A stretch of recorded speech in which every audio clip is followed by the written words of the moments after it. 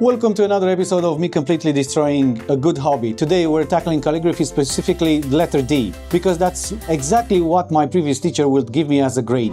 Oh, brilliant! We're about to witness a man who can barely hold the pen attempt an art that literally translates to beautiful writing. This should go splendidly. And ladies and gentlemen, as always, here's Nigel, who firmly believes the only way to learn anything is to be already knowing it. I believe in learning. I just don't believe in whatever this is.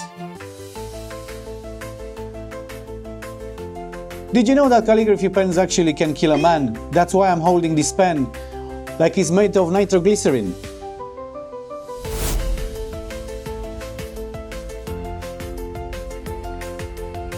Is that a letter? Or are you mapping the migratory patterns of a confused pigeon? You know what they say, Nigel? D is always harder than it looks. I'm going to pretend that that wasn't intentional. 15 minutes a day is enough to learn anything, even if your hand feels like it's being crushed by a hydraulic press. Yes, 15 minutes a day go from awful to slightly less awful. Revolutionary.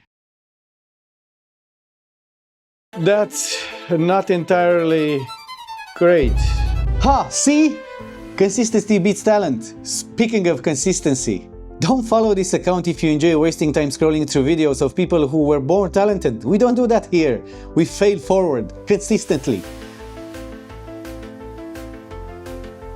They say Da Vinci practiced drawing perfect circles his entire life. I've been doing this letter D for 7 minutes and I'm already basically a Renaissance master. You know, in medieval times, monks spent their entire lives perfecting calligraphy. You've spent less time than it takes to cook a frozen pizza. And yet, Nigel, just like a frozen pizza, I might not be gourmet, but I'll get the job done. Wait, I've been holding the pen at the wrong angle this whole time.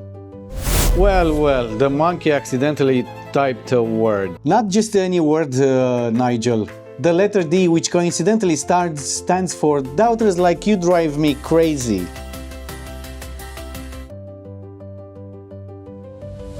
If you absolutely must waste your time watching someone fumble through basic skills, like a toddler discovering their fingers, I suppose you could follow this channel. Though I can't imagine why you would. What if I told you that the difference between this and this is exactly 11 minutes of focused practice? It's still not good, but it's gone from row this with toes to might have used actual hands. Progress, I suppose. The sweet sound of Nigel admitting I'm improving.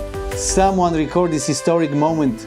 The date is... I said it's less terrible. The Titanic also improved the situation when it finally reached the bottom of the ocean. At least it stopped sinking. The secret is simple, just 15 minutes a day, not giving up and not listening to the Nigels in your head. I resent being used as a metaphor for self-doubt. I'm much better dressed than your insecurities. Look at that! The day one of letter D, and it actually looks like, well, a D. It appears a letter in the English alphabet, yes, though I wouldn't frame it just yet. Follow this channel if you want to see what happens when someone with zero natural talent refuses to give up. Or don't follow, because honestly, Nigel would prefer if you don't. It makes him uncomfortable when people improve. I'm perfectly comfortable with improvement. I haven't seen any yet. So there you have it, 15 minutes of practice, and I went from completely hopeless to slightly less hopeless. Join me tomorrow and we tackle again the letter D, which stands for even Nigel will eventually admit I'm getting better. Or extremely optimistic about limited progress, but I suppose that's the point, isn't it? It absolutely is. See you tomorrow.